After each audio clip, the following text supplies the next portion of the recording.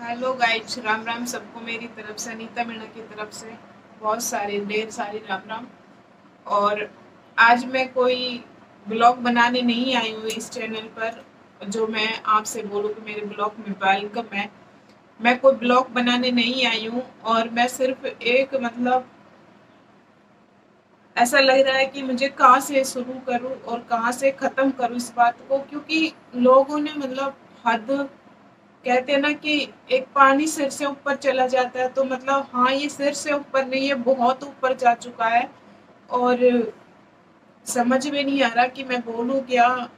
किसी को लगेगा कि ये लाइक के लिए या फिर सब्सक्राइबर के लिए ये ब्लॉग बना रहे, लेकिन ये ब्लॉग नहीं है। आपसे हाथ जोड़ कर रिक्वेस्ट है, इसको ब्लॉग मत समझिएगा आप। और आज मैं एक ऐसी चीज बताने जा रही हूँ कि सोच जब मैंने नाइट में देखा था।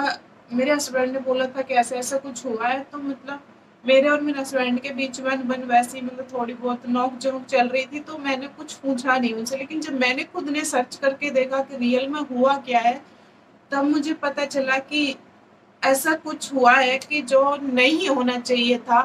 कसम से वो बिल्कुल नहीं होना चाहिए था, लेकिन हो गया। तो आपसे मैं हाथ जोड़ के गुजारिश करूंगी कि प्लीज ऐसी मैं उस पे बात करने जा रही हूँ जो आपको पता है, बादाम देवी दौसा की है शायद। पूरा मुझे एड्रेस नहीं पता, लेकिन दौसा की है वो।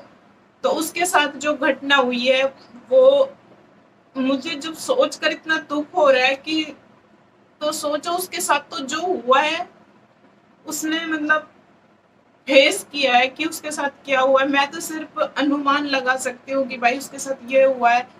वो बहुत बड़ी बात होती है कि एक इंसान के साथ पहले उसके साथ रेप करो और फिर उसी इंसान के साथ रेप करके उसको फांसी से लटका दो, और फांसी से लटका के फिर उसके ऊपर तेजाब डाल दो। पूरी तरह जल चुकी है, अरे रेप कर लिया, उसके बाद उसको फांसी पे लगा दिया, उसके बाद उसको पूरी तरह जला दिया। मैं किसी समाज के लिए नहीं बोल रही। आप ये बोलोगे कि आप मीणा समाज के, इसलिए आपको दुख हो रहा है क्योंकि वो मीणा समाज से थी। आपसे हाथ जोड़कर रिक्वेस्ट है, किसी समाज का मैटर नहीं है। ये सिर्फ एक लेडीज का, एक बेटी की आवाज है कि आज उसके साथ कुछ हुआ है, कल हमारे साथ कुछ हो सकता है। हम भी अकेले जाते हैं, जरूरी नहीं है कि हमारी परछाई बनकर हमारा हस्बैंड हमारे साथ जाता है। जरूरी नहीं है कि हमारी परछाई बनकर हमारा माँ बाप हमारे साथ जाते हैं, भाई जाते हैं, हम अकेले जाते हैं। आज उनके साथ हुआ है, कल किसी भी समाज की बेटी के साथ हो सकता है। और सबसे बड़ी बात तो मुझे कि अगर यही घटना दिल्ली में होती तो यह हाईलाइट हो जाती और पूरे देश की बेटी हो जाती। और वो एक छोटे से कस्बे में ये घटना हुई है, तो प्लीज आपसे हाथ जोड़ के विनती है कि उसको न्याय दीजिए, न्याय दिलाइए। और राजस्थान सरकार से मेरी हाथ जोड़ के यही गुजारिश है कि जिन्होंने भी, जो भी दरिंदे ने की साथ ऐसी हरकत की है, उनका भी वही हाल होना चाहिए जो बादाम देवी के साथ हुआ है। क्योंकि उसका, जब उसकी आत्मा को शांति तब मिलेगी जब उसके दरिंदों को भी उसी तरीके से मारा जाए, फांसी पे लटकाया जाए, जलाया जाए, जो भी हाथ पैर काट दिए जाए, एनकाउंटर हो उसका, गोली मारे, तब जाके उसके कुछ। और देखो उसके पास दो बच्चे छोटे छोटे, उसका हस्बैंड है, उसका परिवार है। अरे सोचने पे तो थोड़ा लोग ऐसे क्यों हो जाते हैं इस समाज में पैदा। ऐसा नहीं है कि हर कोई ऐसा है, लेकिन हमको भी नहीं पता कि हमारे पास ऐसे लोग रहते हैं, रियल में रहते हैं, जिनसे बच के चलना पड़ता है। तो मैं आपसे हाथ जोड़कर यही गुजारिश करती हूँ कि उसको न्याय दिलवाइए प्लीज।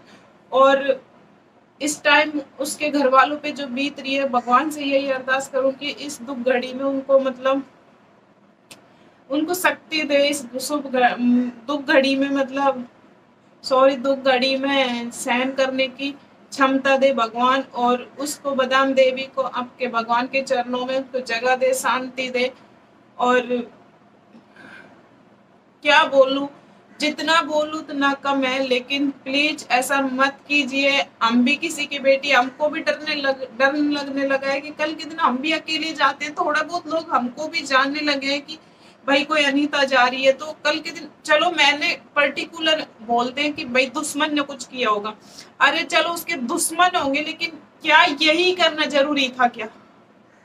अगर दुश्मन है तो क्या यही करना जरूरी था क्या? क्योंकि अगर इंसान को मतलब कुछ भी बदला लेने के लिए लड़ाई कर सकते हैं, दंगा कर सकते हैं, लेकिन क्या किसी को जान से मारना, ये कहाँ का न्याय है? ये कहाँ की दुश्मनी है? इस तरीके से दुश्मनी निकाली जाती है। वो बोल रहे हैं उनके घर वाले की दुश्मनी किसी के साथ नहीं थी, लेकिन अगर होगी भी तो ये कौन सा तरीका है किसी के साथ दुश्मनी निकालने का? भाई कल के दिन मुझे नहीं पता कि मेरे दुश्मन कौन है, नहीं पता मुझे, लेकिन ऐसे भी लोग हैं जो मुझसे चिढ़ते हैं, ये सच है। मैं किसी को दुश्मन नहीं समझती, लेकिन अगला वाला बंदे की अगर मैं दुश्मन हूँ तो इसमें मेरा क्या कसूर है? और अगर मैं कहीं अकेली जा रही हूँ, अगर मुझे अकेली को मार दिया तो हम क्या करेंगे? वो क्या कर रहे हैं उसके परिवार वाले बेचारे, जिसके साथ गुजरी है ना, भगवान को शक्ति दे इस दुख घड़ी में। और मैं ये हाथ जोड़कर आपसे यही गुजारिश करूंगी कि भैया सुधर जाओ, सुधर जाओ। बहुत एक लेडीज की जिंदगी बहुत तकलीफों से भरी होती है। जब वो छोटी सी होती है ना, इतनी सी, तो उसके माँ बाप ये सोचते हैं कि मेरी बेटी को कुछ हो ना जाए। ये सच है। एक बेटी के दर्द को, एक औरत के दर्द को सिर्फ औरत समझ सकती है, तुम कभी नहीं समझ सकते। तो प्लीज ऐसा मत कीजिए गाइज। और मैं चाहती हूँ कि बादाम देवी को न्याय मिले और उसके परिवार को पूरी तरह न्याय मिले।